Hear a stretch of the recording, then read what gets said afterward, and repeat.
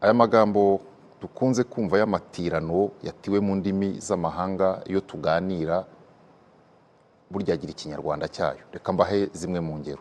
Ni kenshi mu mivugire ugira utyo ukumva umuntu yavugaga ikinyarwanda ariko agashyiramo ijambo nka target, follow up, kwacivinga, information, gusharinga n'andi. Dore zimwe mu ngero. Target twihaye tuzayigeraho. Gira uti intego twihaye tuzayigeraho. Icyo kibazo nzagikorera follow up kandi ndabizeza ko it will never happen again.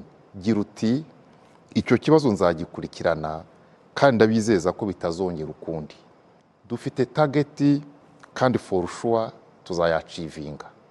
Gira uti dufite icyo twiyemeje kandi nta kabuza tuzakigeraho. Twakoze assessment y'ikibazo tuzabasharinga uko bimeze. Gira uti twasesenguye uko ikibazo giteye tuzaboherereza uko bimeze. Nyakubahwa muyobozi, mwatuvuganira tugatunganyirizwa uyu muhanda? Umuyobozi agasubiza ati ikibazo cy'umuhanda wavuzwe na kinose, nzavugana na Minister of Infrastructure ku buryo muri coming fiscal year wazashyirwa muri plani ugashakirwa funds, kandi numva budget dufite bizakunda. Wari usubije umuturage ariko simpamya ko akumvise. Ayo magambo watiye reka tuyashyire mu kinyarwanda. Musubiza ugira uti ikibazo cy'umuhanda wavuzwe nacyanditse.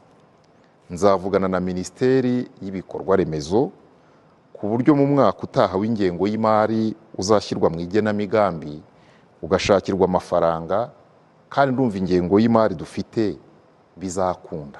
Birashoboka kenshi ko iyo tugiye kwifashisha aya magambo matirano tubanza kwisegura tukavuga ko ikinyarwanda gikennye. Mwumvise koko gikennye? Mbifurije kunoza ikinyarwanda.